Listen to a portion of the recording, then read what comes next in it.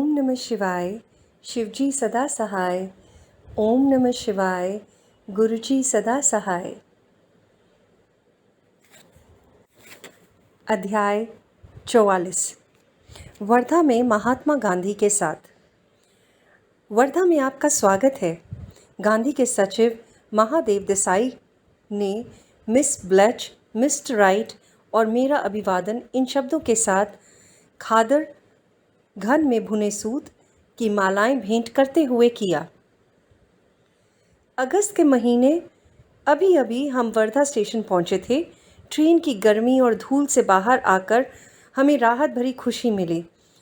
हमारे सामान को बैलगाड़ी पर रखकर हम मिस्टर देसाई और उनके साथियों बाबा साहेब देशमुख और डॉक्टर पिगले के साथ खुली गाड़ी में बैठ गए। गांव की कीचड़ से भरी सड़क से होती हुई कार जल्दी ही हमें मगनवाड़ी ले आई, जहां महान राजनीतिक संत का आश्रम था। मिस्टर देसाई हमें लेखन कक्ष में ले गए, जहां महात्मा गांधी पालथी मारकर बैठे हुए थे। एक हाथ में कलम और दूसरे हाथ में कागज। उनके चेहरे में विशाल, दूसरे को जीत लेने वाली आत्मीयता भरी मुस्कान थी। आपका स्वागत है, उन्होंने हिंदी में लिखा। आज सोमवार था, उनका साप्ताहिक मौन का दिन। यद्यपि हमारी यह पहली मुलाकात थी, लेकिन हम एक दूसरे को देखकर प्यार से मुस्कुरा रहे थे। वर्ष 1925 में महात्मा गांधी ने हमारे रांची के स्कूल में पधार कर हमें सम्मानित किया था और अतिथि पुस्तिका में प्रशंसा के शब्द लिखे थे। उनका 100 पाउंड वजन वाले छर्रे संत का शरीर शारीरिक, मानसिक और आध्यात्मिक तेज से चमक रहा था। उनकी हल्की भूरी आंखें बुद्धि, ईमानदारी और विवेक का परिचय दे रही थीं। इस राजनीतिज्ञ ने हजारों कानूनी, सामाजिक और राजनीतिक लड़ाइयों का बुद्धिमानी से मुकाबला किया और विजयी बनकर उभरे।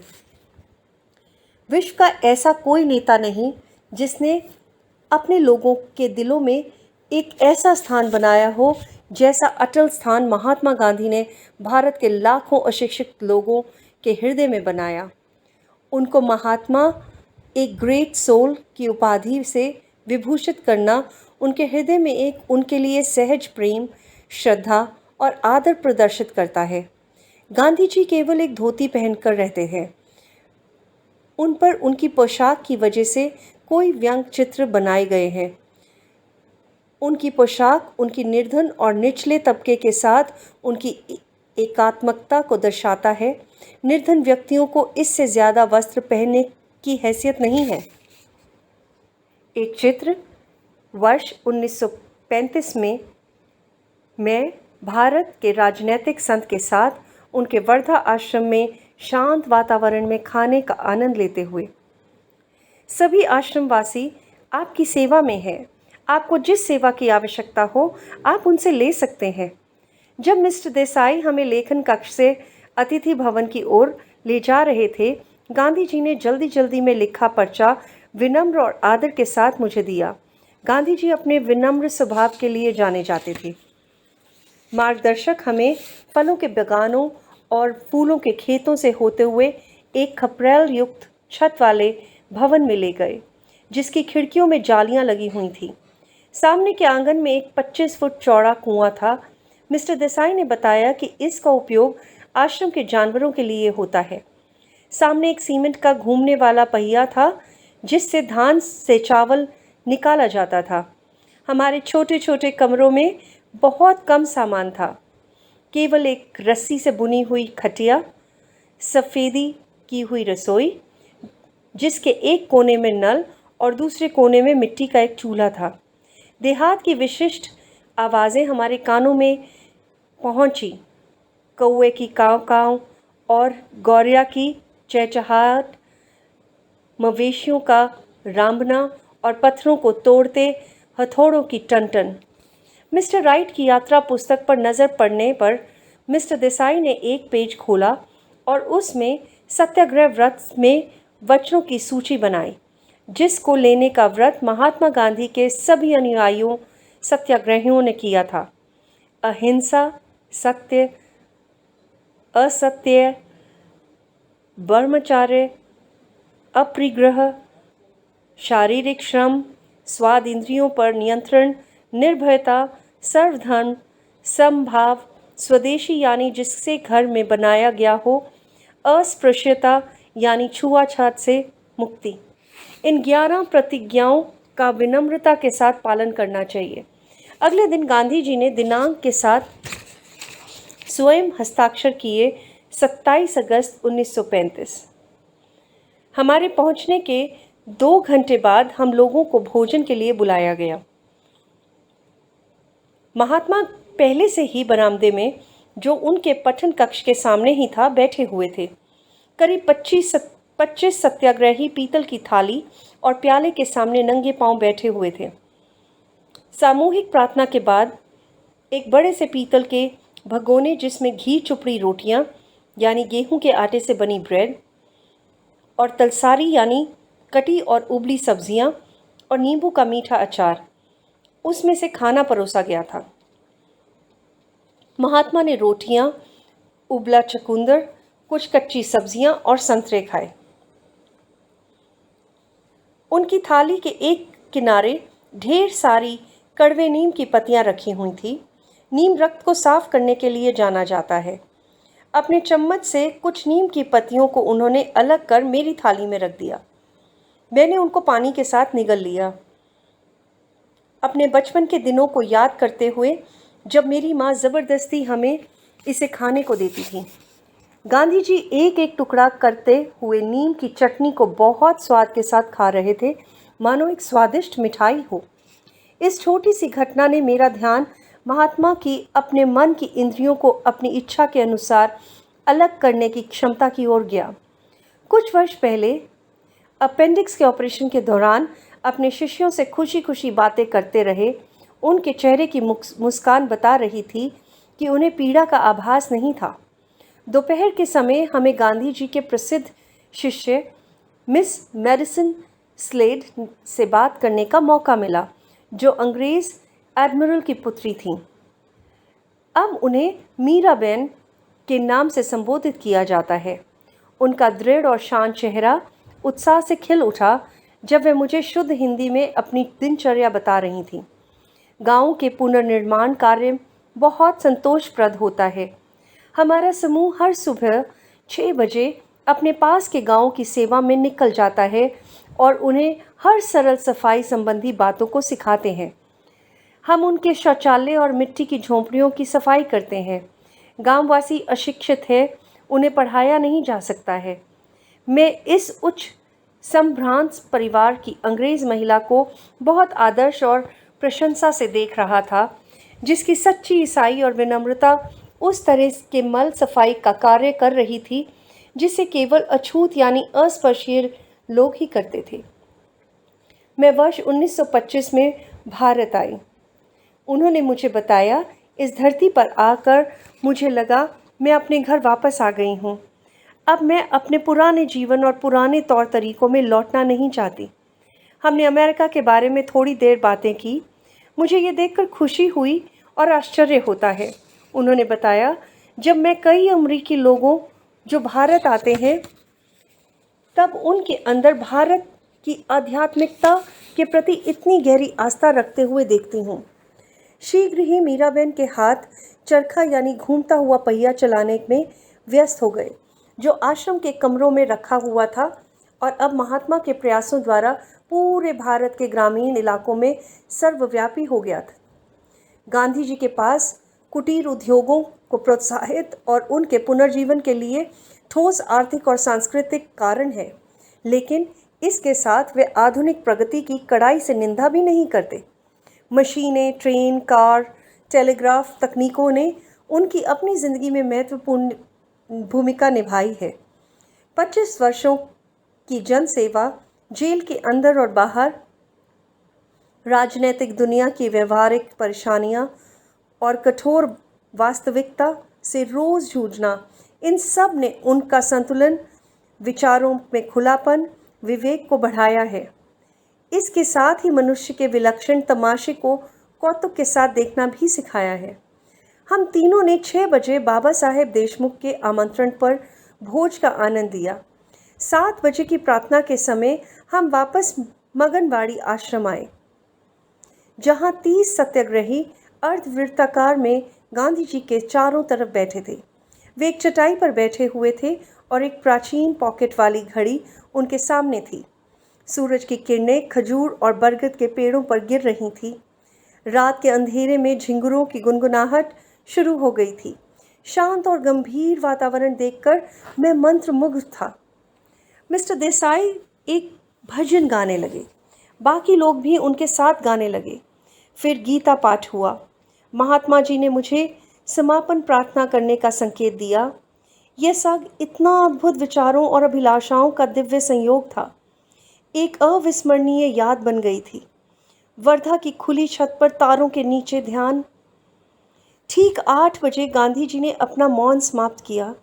उनके जीवन के विशाल कार्यों के लिए उन्हें अपने समय को बारीकी के साथ बांटना आवश्यक था। आपका स्वागत है स्वामी जी।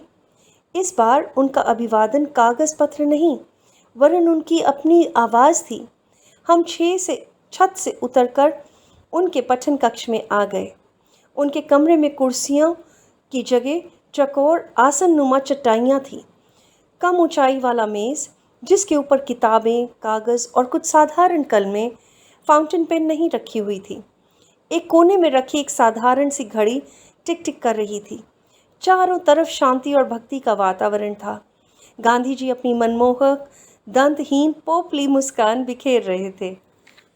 वर्षों पहले उन्होंने बताया, मैंने अपना साप्ताहिक 1 दिन का मौन धारण करना शुरू किया, जिससे मैं अपने पत्राचार के लिए समय निकाल सकूं। लेकिन अब 24 घंटे का मौन मेरे लिए आध्यात्मिक ज़रूरत बन गए हैं। बीच बीच में नियत समय पर मौन रखना कोई कष्ट नहीं, बल्कि एक वरदान स्वरूप है। मैं उनसे पूर्ण रूप से सहमत था। महात्मा जी ने मुझे अमेरिका और यूरोप के बारे में प्रश्न पूछे। हमने भारत और विश्व की परिस्थितियों पर चर्चा की। महादेव, गांधी जी ने मिस्टर देसाई को कहा, कृपया कल रात में टाउन हॉल से स्वामी जी के लिए योग पर व्याख्यान देने का प्रबंध करें। जब मैं महात्मा जी से विदा ले रहा था, तब उन्होंने मेरे हाथ में सिट्रोनेला तेल की एक शीशी दे दी। वर्धा के मच्छरों को अहिंसा के बारे में कुछ पता नहीं है स्वामी जी, उन्होंने हंसते हुए कहा। अगली सुबह जल्दी ही हमने स्वादिष्ट दूध और गुड़ के दलिए का नाश्ता किया। 10:30 बजे हमें गांधी जी और सत्याग्रहियों के साथ खाने के लिए बुलाया गया। आज के भोजन में भूरा चावल, नए प्रकार की सब्जियां और इलायची के दाने थे। दोपहर में मैं आश्रम के मैदान में टहल रहा था, जहां कुछ गायें आराम से चर रही थीं। गायों की सुरक्षा गांधी जी की प्राथमिकता है। गाय मेरे लिए संपूर्ण उपमानव विश्व है, जो मनुष्य को उसकी अपनी जाति से बाहर निकालकर पशु जाति के प्रति सहानुभूति प्रकट करवाता है। गाय के द्वारा वह सभी जीव जगत के साथ एकात्मकता स्थापित कर सकता है। प्राचीन काल में ऋषि मुनियों ने गाय को ही पवित्र क्यों माना, ये मैं समझ सकता हूँ। भारत में गाय सबसे उत्कृष्ट उदाहरण है, क्योंकि वे बाहुल्यता से देती है। वह केवल दूध ही नहीं देती, उसने कृषि को भी संभव किया है। वह लाखों मानव जाति के लिए दूसरी माँ है। गाय की सुरक्षा, गौ रक्षा का अर्थ है ईश्वर के पूरे मूक जीवों की सुरक्षा। ईश्वर को इस जीव की रक्षा करना और भी महत्वपूर्ण हो जाता है, क्योंकि वह मूक है। एक धार्मिक हिंदू के लिए कुछ दैनिक धार्मिक कार्य बनाए गए हैं। एक है भूत यज्ञ, अर्थात पशु जगत को भोजन देना। यह संस्कार इसका प्रतीक है कि मनुष्य को सृष्टि के उन कम विकसित जीवों के प्रति अपनी जिम्मेदारियों का ज्ञान है। स्वयं को शरीर की समानता से पहचानने की प्रवृत्ति ने मनुष्य के जीवन को भ्रष्ट किया है और स्वयं को मुक्त ना कर सकने वाले विवेक का अभाव है। यही मनुष्य की विशेषता भी है। इस प्रकार भूत यज्ञ कमज़ोर और निर्बलों की सहायता के लिए मनुष्य को तत्पर बनाता है, क्योंकि इसके बदले में वह अनदेखे उच्चतर जीवों की असंख्य सहायता प्राप्त करता है। मनुष्य प्रकृति के नव शक्ति देने वाले उपहार जो बहुयात से पृथ्वी, समुद्र और आकाश में बिखरे पड़े हैं। उनके लिए वह उनका ऋणी है। प्रकृति, पशुओं, मनुष्य और सूक्ष्म देवताओं के बीच विकास की जो बाधाएं हैं, उन्हें मोह प्रेम भूत यज्ञ जैसे कर्मों द्वारा ही कम किया जा सकता है। दूसरे रोज करने वाले यज्ञ हैं पितृ और निरी। पितृ यज्ञ में अपने पितरों के लिए तर्पण किया जाता है। यह मनुष्य का अपने पूर्वजों के प्रति ऋण को चुकाने का प्रतीक स्वरूप है। ऐसा ज्ञान आज की पीढ़ी को राह दिखाता है।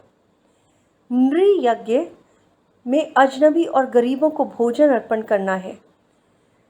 आज के मनुष्य का अपने साथ के जीवों के प्रति कर्तव्य का प्रतीक है। दोपहर में मैंने गांधी जी की छोटी बच्चियों के लिए चलाए जा रहे आश्रम जाकर नृ यज्ञ पूरा किया।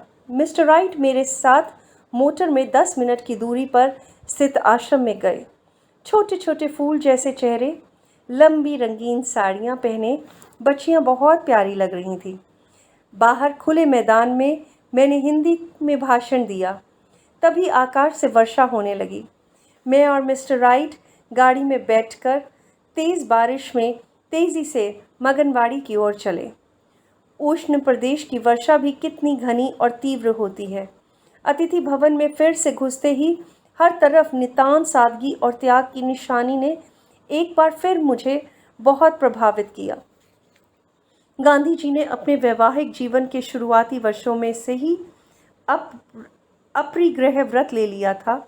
उन्होंने धुआंधार चलने वाले अपने वकालत के पेशे को, जिससे वे $20,000 वार्षिक कमा रहे थे, उन सब को त्याग कर उन्होंने अपनी सारी संपत्ति गरीबों में बांट दी। श्री युक्तेश्वर जी अक्सर संसार त्याग की अधूरी धारणाओं का मजाक उड़ाया करते थे। एक भिखारी धन का त्याग नहीं कर सकता।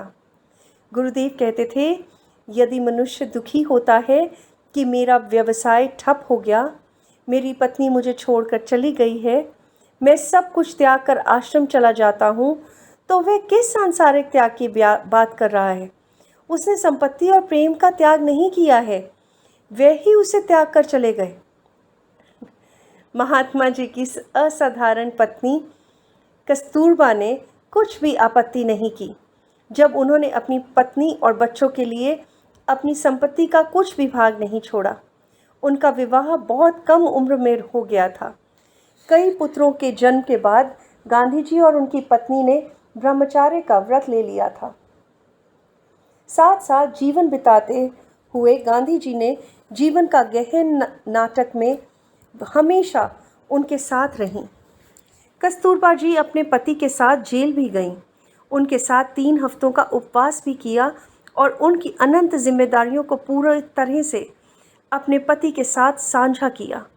उन्होंने गांधी जी के प्रति निम्न शब्दों में अपनी श्रद्धा व्यक्त की है। ये मेरा सौभाग्य था कि मैं आपकी जीवन संगनी और सहायिका बनी। उसके लिए मैं आपको धन्यवाद देती हूँ। आपके विश्व के सर्वश्रेष्ठ विवाह, जिसका आधार काम वासना नहीं वरन ब्रह्मचर्य है, यानी आत्मसंयम, उसके लिए आपको धन्यवाद। मैं आपको धन्यवाद करती हूँ कि आपने भारत के इस कार्य में मुझे अपने समान समझा।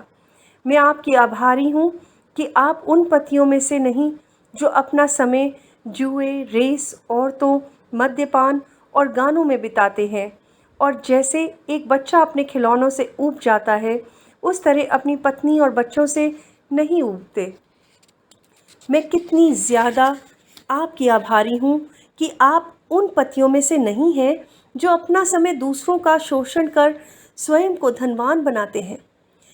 मैं इस बात को लेकर आपको धन्यवाद देती हूँ कि आपने ईश्वर और अपने देश को घूसखोरी से आगे रखा, इसलिए भी क्योंकि आप में स्वयं के सिद्धांतों को पूरा करने का साहस और ईश्वर पर पूर्ण विश्वास था।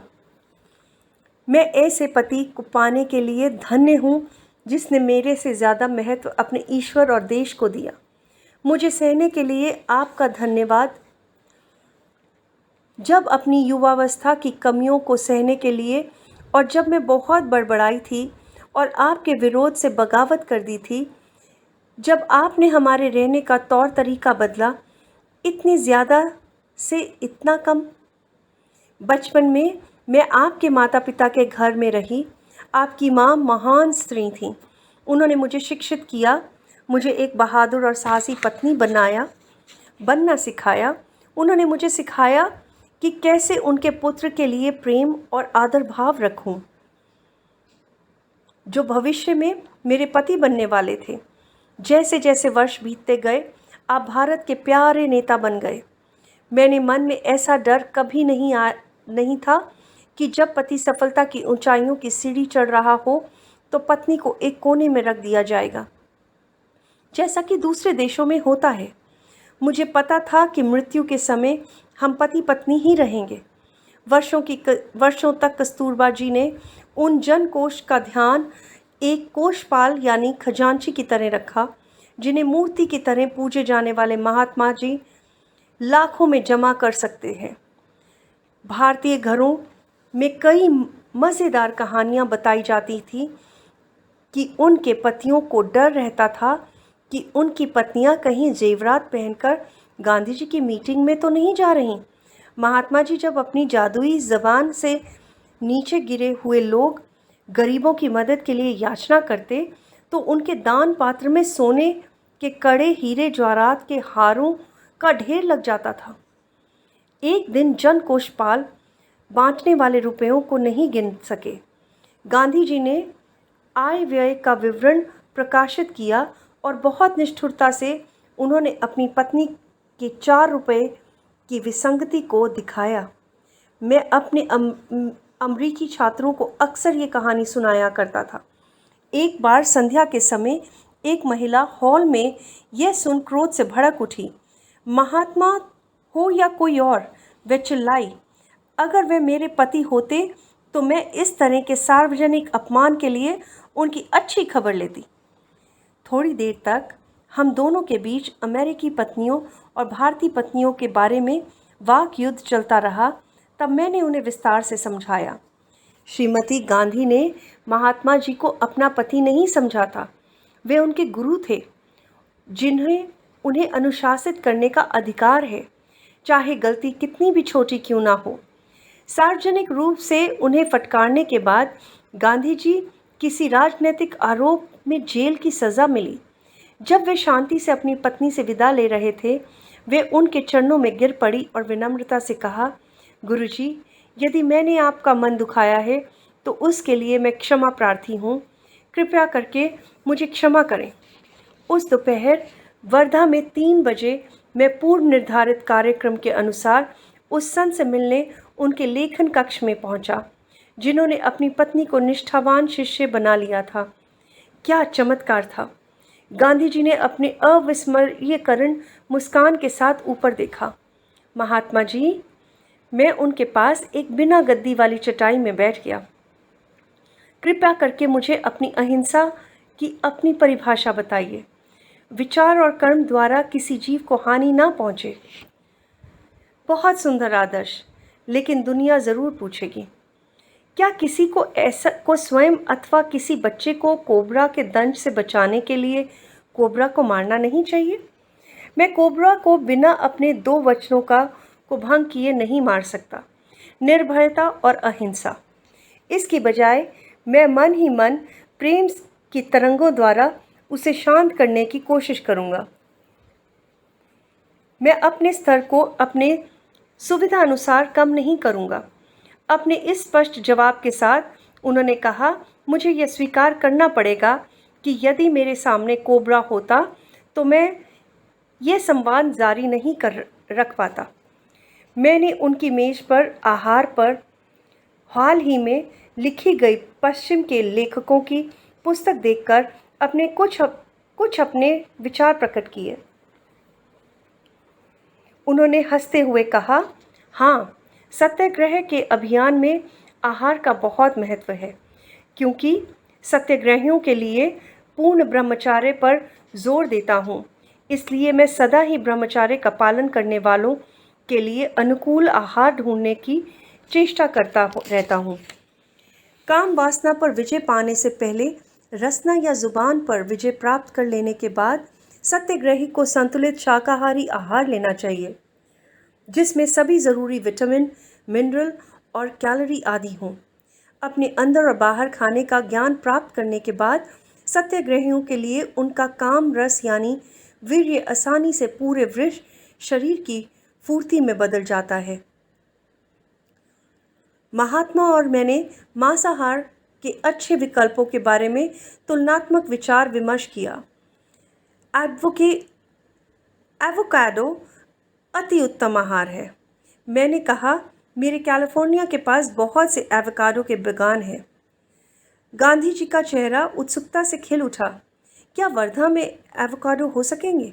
सत्याग्रहियों को नया फल अच्छा लगेगा। मैं निश्चित रूप से कुछ एवोकाडो के पौधे लॉस एंजलिस से वर्धा भेजूंगा। फिर मैंने कहा, अंडे भी उच्च प्रोटीन वाले हैं, लेकिन क्या वे सत्याग्रहियों के लिए वर्जित हैं? बांझ अंडे वर्जित नहीं है। महात्मा जी कुछ याद करके हंस पड़े। इसे इस्तेमाल सालों तक मैं किसी करने की सलाह नहीं देता था। अभी भी मैं इसे नहीं खाता। मेरी पुत्र वधू एक बार पोषक तत्वों की कमी से मर रही थी। उसके डॉक्टर ने अंडे खाने पर जोर दिया।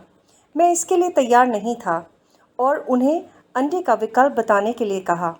गांधी जी, डॉक्टर ने कहा, बांझ अंडे में जीवित कोई जीव नहीं होता है, इसलिए कोई जीव हत्या भी नहीं होती। मैंने तुरंत इजाज़त दे दी। वे शीघ्र ही स्वस्थ हो गई।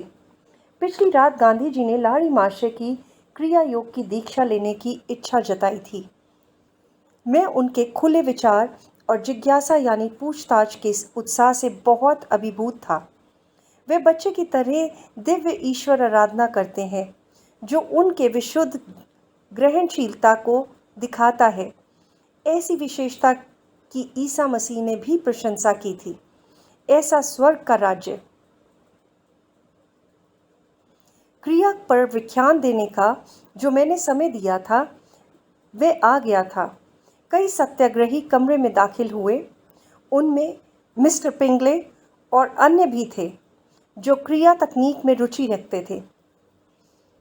मैंने सबसे पहले कक्षा में योग का अभ्यास कराया। शरीर को मन की आंखों से 20 भागों में देखा जा सकता है। फिर इच्छा शक्ति से प्रत्येक भाग में ऊर्जा भेजी जाती है। शीघ्र ही सभी मेरे सामने मोटर की तरह कंपित हो रहे थे। गांधी जी के 20 हिस्सों को संपादित होते देखना आसान था। सभी भाग पूरी तरह से खुले हुए थे। यद्यपि वे बहुत दुबले थे, मगर देखने में सही थे। उनका शरीर चिकना और झुर्रियाँ नहीं थी। फिर मैंने समूह को क्रिया योग की मुक्ति प्रक्रिया की दीक्षा दी। महात्मा जी ने बहुत श्रद्धा से सभी विश्व धर्मों को पढ़ा था। जैन शास्त्र, बाइबल के नए सिद्धांत, न्यू टेस्टमेंट, टॉल्स्टॉय का समाज शास्त्रीय साहित्य, ये गांधी जी के अहिंसा की धारणा के मुख्य 3 स्तोत्र हैं। उन्होंने अपने विश्वास के बारे में इस प्रकार लिखा है, मैं बाइबल, कुरान और जैन व्यवस्था को वेदों के समान ही दिव्य प्रेरणा यानी ईश्वर प्रेरित मानता हूँ। मैं गुरु परंपरा में विश्वास करता हूँ, लेकिन इस युग में लाखों लोग को गुरु के बिना ही रहना पड़ेगा, क्योंकि एक पूर्ण पवित्रता और उत्तम शिक्षा को एक गुरु में पाना दुर्लभ है। लेकिन मनुष्य को निराश नहीं होना चाहिए कि वह अपने धर्म को नहीं जान पाएगा, क्योंकि हिंदू धर्म और अन्य सभी धर्मों के मूल सिद्धांत अटल और कभी परिवर्तन न होने वाले और आसानी से समझे जाने वाले हैं। हर हिंदू की तरह मेरा ईश्वर पर और उसके एक होने पर विश्वास है। मैं पुनर्जन्म और मुक्ति में विश्वास करता हूँ। मैं अपने धर्म पर अपनी भावना व्यक्त नहीं कर सकता। जिस प्रकार मेरी पत्नी मुझे प्रभावित करती है, दुनिया की कोई भी स्त्री मुझे इतना प्रभावित नहीं कर सकती।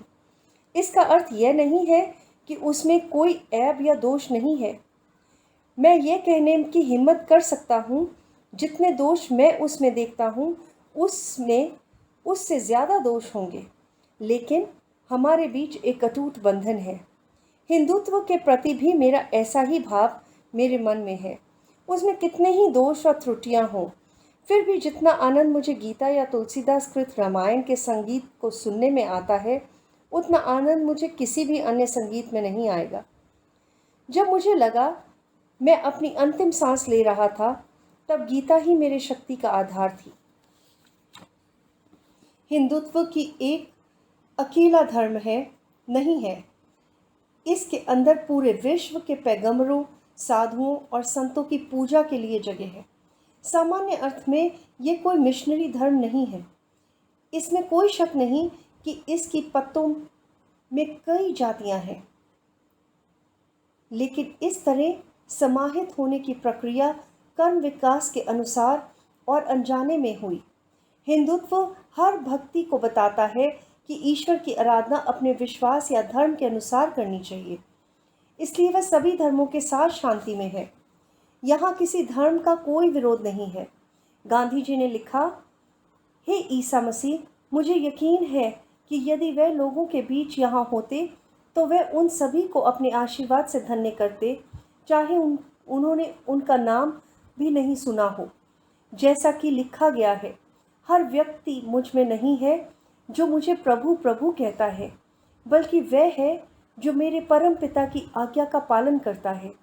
अपने जीवन के उदाहरण में ईसा मसीह ने मानव जाति को एक उच्च उद्देश्य और एकमात्र ध्येय दिखाया है, जिसको प्राप्त करने का प्रयास हम सबको करना चाहिए।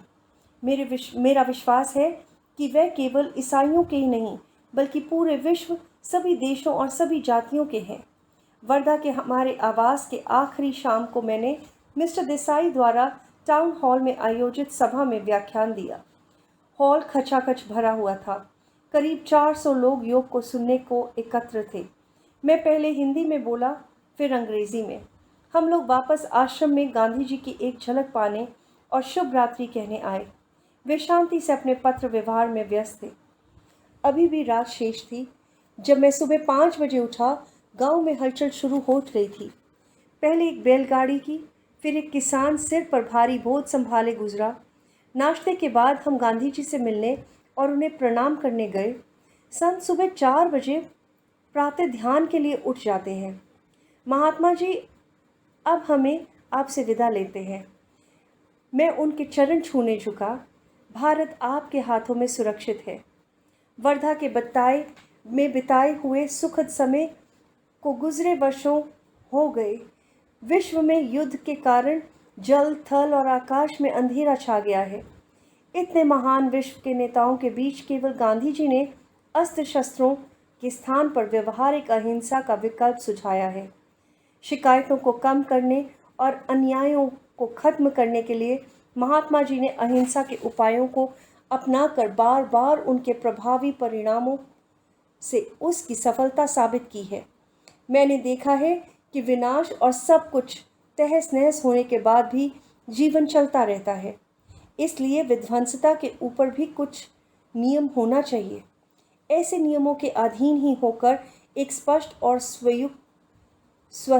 स्वस्थित समाज का अस्तित्व संभव है और जीवन जीने योग्य बन सकता है।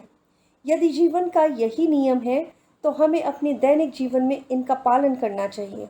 जब कभी भी युद्ध हो, जहाँ कहीं भी हो, हमें विरोधियों का सामना करना पड़े, उन्हें प्यार से जीतना चाहिए। मैंने ये भी देखा कि मेरे अपने जीवन में जितना प्रेम के नियम द्वारा मैंने पाया है, उतना विनाश का नियम कभी नहीं दे पाया। भारत में हमने इस नियम का अनुपालन बड़े स्तर पर होते हुए देखा है। मैं ये दावा नहीं करता कि भारत के 36 करोड़ लोगों के मन में अहिंसा ने घर कर लिया है, लेकिन मैं इसका दावा ज़रूर करता हूँ कि इतने कम समय में इस विचारधारा ने बहुत अधिक लोगों को प्रभावित किया है, जितना अन्य कोई सिद्धांत या विचारधारा नहीं कर पाई। अहिंसा की मानसिक अवस्था को पाने के लिए अत्यंत कठिन प्रशिक्षण का रास्ता अपनाना पड़ता है। जैसे एक सैनिक का जीवन कठोर और बहुत अनुशासित होता है, उसी प्रकार अहिंसा युक्त जीवन बहुत अनुशासित जीवन है। ये अवस्था तभी पूर्ण होती है जब मन, शरीर और वाणी में पूर्ण समन्वय होता है। यदि हम सत्यता के नियम और अहिंसा को दृढ़ता से जीवन का नियम बना लें, तो हर समस्या स्वयं ही अपना हल ढूंढ लेगी।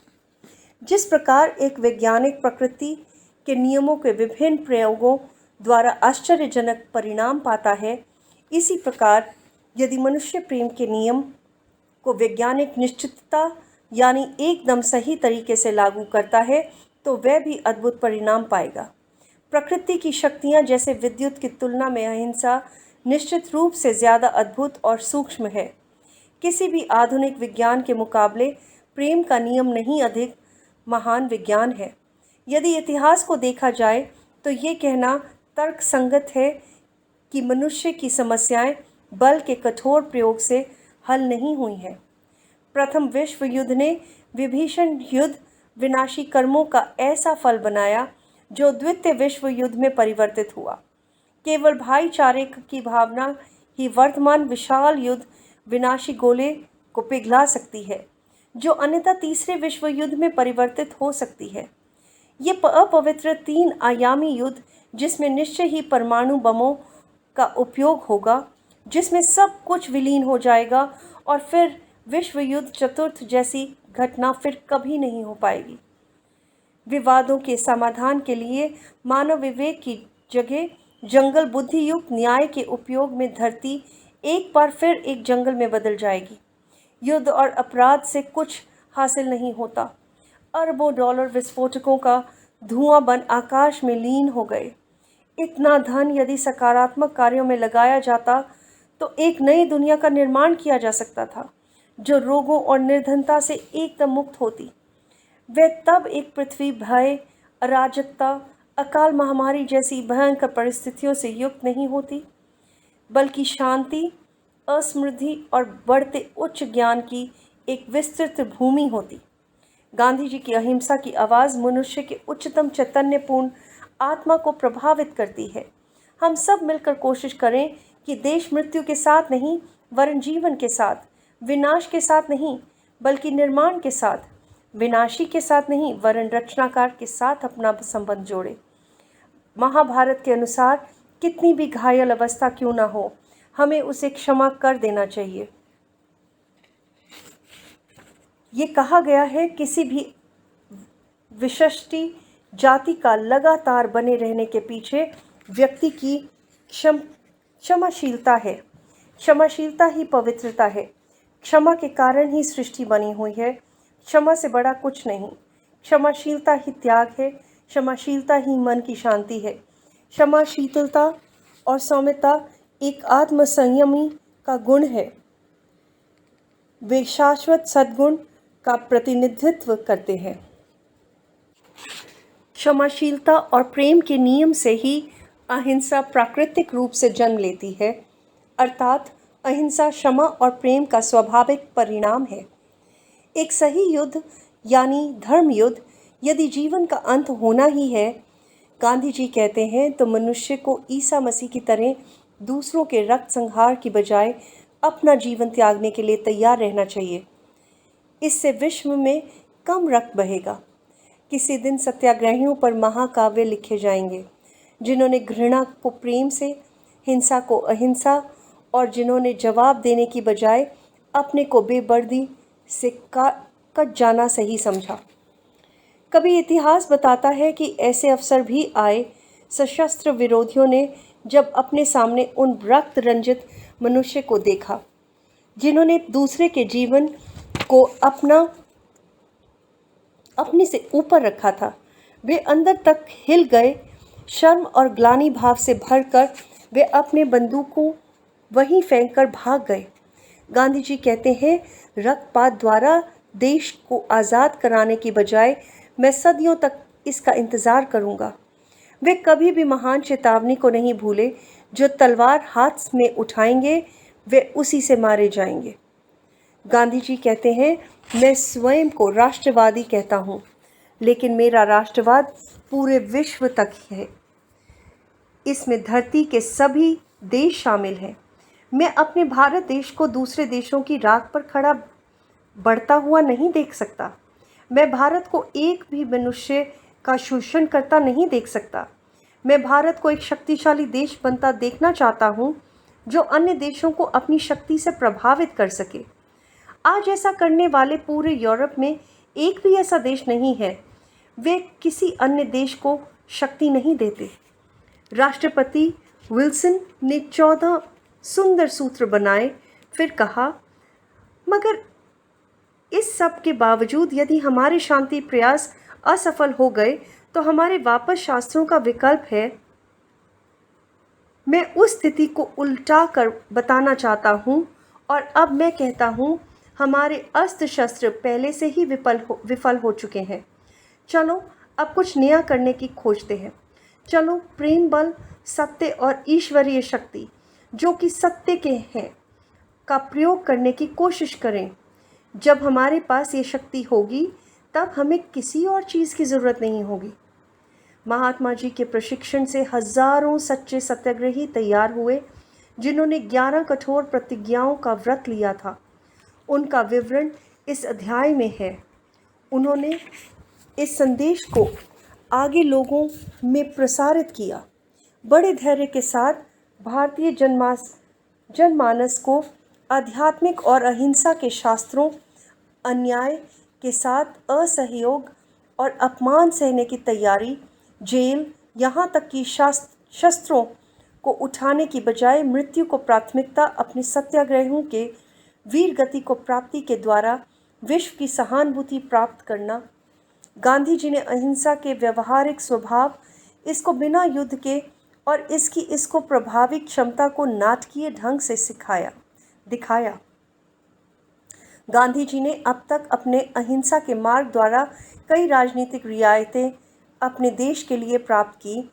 वैसी रियायतें किसी भी अन्य देश का नेता बिना गोलियों के नहीं पा सका है। सभी बुराइयों और अन्यायों के खिलाफ विरोध अहिंसा के उपायों को बहुत प्रभावी तरीके से न केवल राजनीतिक क्षेत्र से बल्कि भारतीय समाज सुधार के बारीक यानी सूक्ष्म नाजुक क्षेत्रों में इनका प्रयोग किया गया है। गांधी जी और उनके अनुयायियों ने लंबे समय से चल रहे हिंदू मुस्लिम विवादों को खत्म कर दिया है। हजारों की संख्या में मुसलमानों ने महात्मा जी को अपना नेता स्वीकार किया।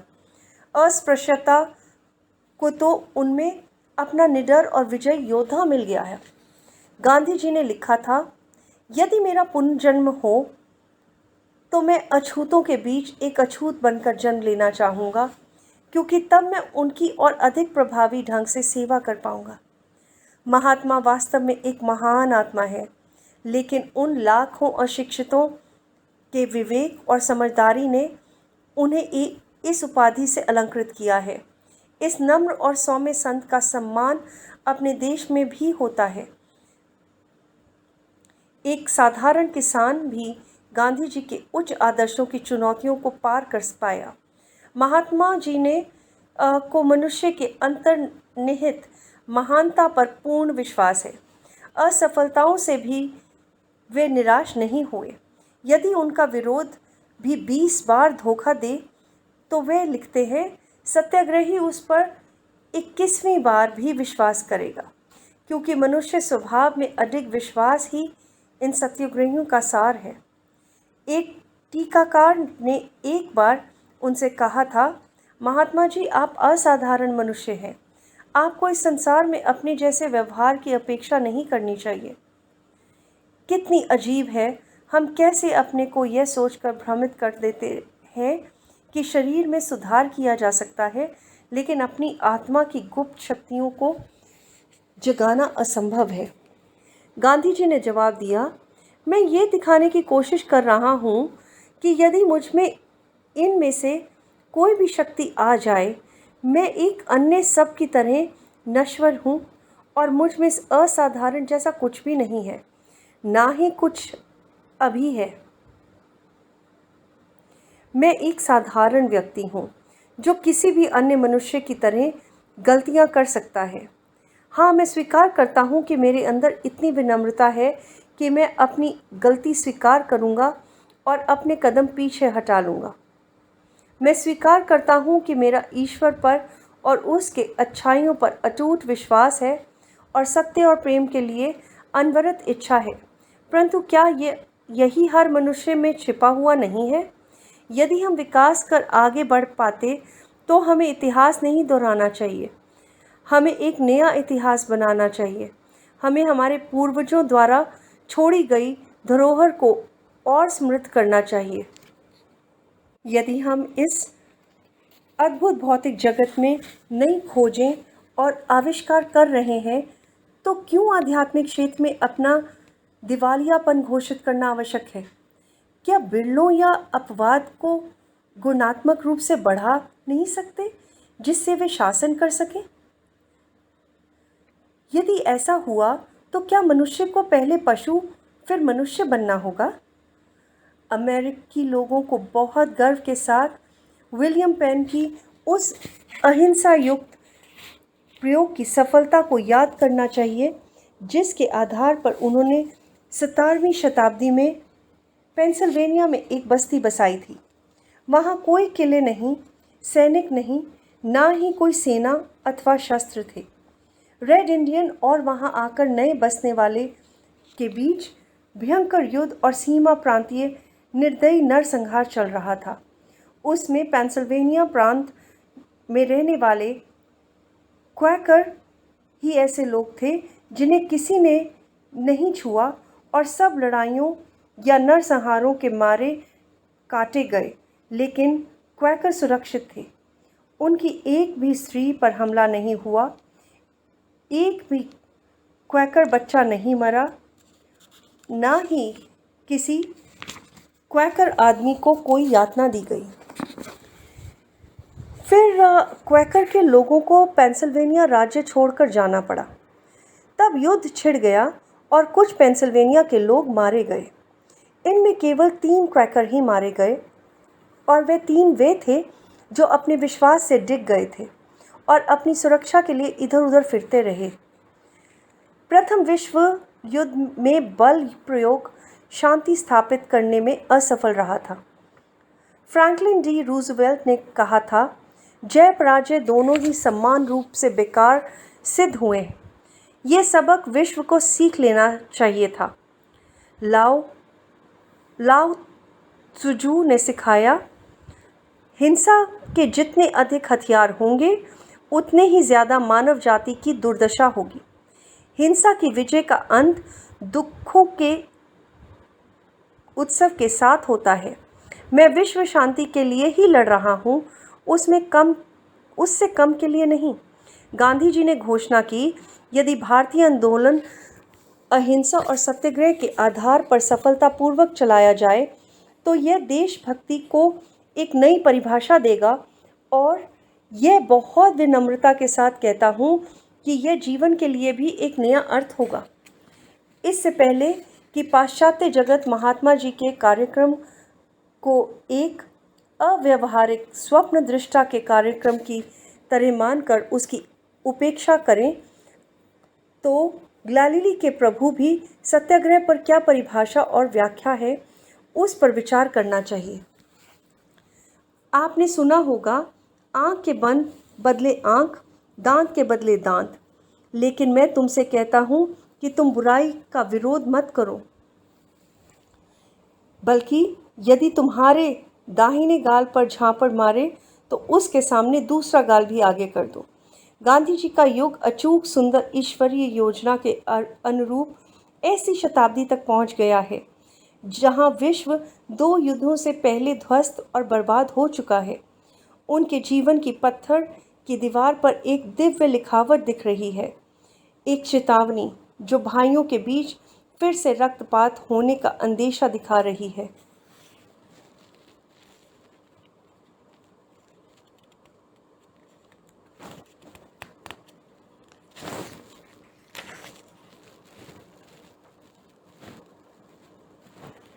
एक चित्र। महात्मा गांधी मेरे रांची स्थित हाई स्कूल में आए थे, जहां योग प्रशिक्षण दिया जा रहा था। उन्होंने बड़े आदर के साथ ऊपर लिखित लाइनों को रांची गेस्ट बुक में लिखा था।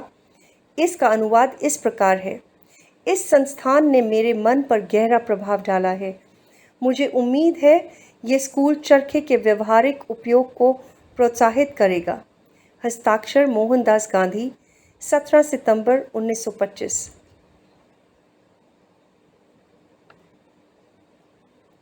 एक अन्य चित्र।